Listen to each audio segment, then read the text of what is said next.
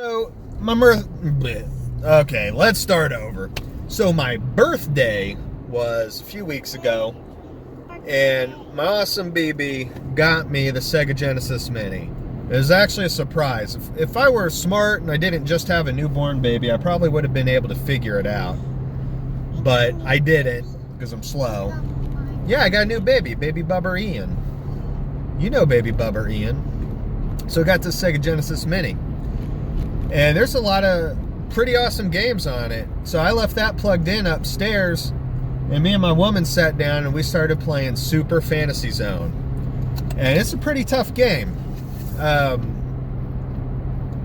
We're familiar with this game, right? You fly left and right, you clear out all the enemies, then the boss appears, and then you go to the next stage. But the music, the colorful graphics, it was very appealing to my woman. She got into it, and we were both pretty bad at it.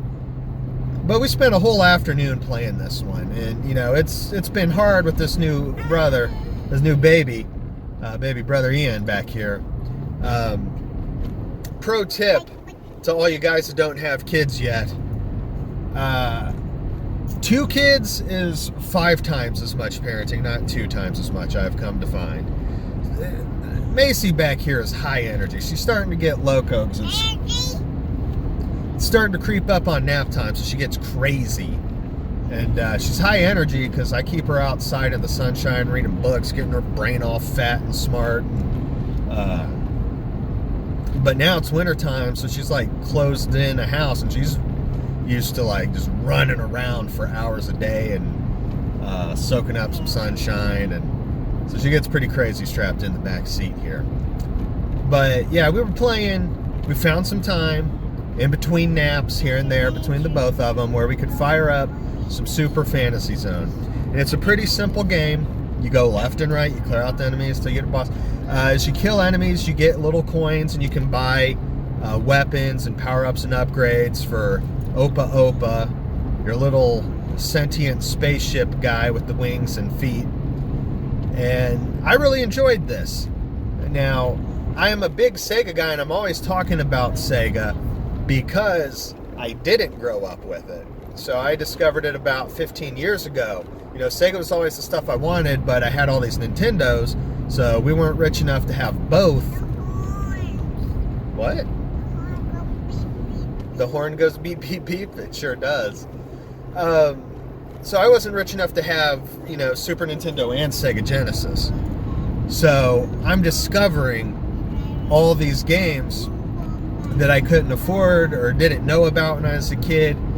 So I'm really enjoying Super Fantasy Zone. Now, I don't know if I'm going to be able to sit down and beat it because, like I said, it's tough. I never got good at spaceship shooters.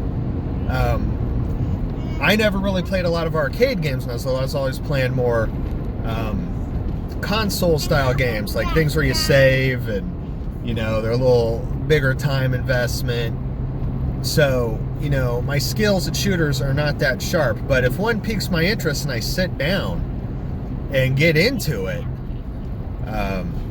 you know, I find myself enjoying them. Then it's also something that it can be a low time investment where, you know, I can sit down and just play for 5 minutes and have fun. Oh, my hands are cold. Your hands are cold? You want me to turn the heat up? I'll turn the heat up if you're Chilly Willy back there. So yeah, Super Fantasy Zone. I did turn the heat on, Mace. You gotta wait a minute for the heat to get back to you. So, yeah, I've really been... Yeah, the heat is on. So I've really enjoyed the few hours that I've spent with Super Fantasy Zone. My woman's really enjoyed it, and it was nice getting to pass the controller back and forth and play something, you know, not too serious, bright and colorful, catchy music, and, you know, learning how the items and power-ups work. That was fun. Like, there's a homing missile you can get that really tips the scales in your favor when you can afford that, which it doesn't cost too much. So I've been finding myself coming back to that power-up time and time again. It really makes things easier as you get, you know, 3-4 levels into the game and the difficulty starts to pick up. I like the big bosses. The boss battles are pretty cool. So yeah, I would definitely recommend Super Fantasy Zone. I know there's a few other games in this series, and you know, I'm vaguely aware of it. Like I know what an Opa Opa is. Anyway, Super Fantasy Zone. I don't know a lot about the series. I would love some additional information if you guys have it, and you could post that in the comments for me. Which games should I go out of my way to get? Which games should I go out of my way to play? I've played a little bit of, I believe, the first one on the 3DS download in 3D. Like, that's pretty cool. But yeah, which are the best Fantasy Zone games to check out? Or should I check them out all? Check out all of them. Should I get all of physical for real? But anyway, that's what's going on with Super Fantasy Zone. Leave a comment. Tell me what you think about Super Fantasy Zone. If I should go out of my way to pick these up for reals. If I should avoid any particular entries in the series. I'd like to know a little bit more. If you know a little bit more about it,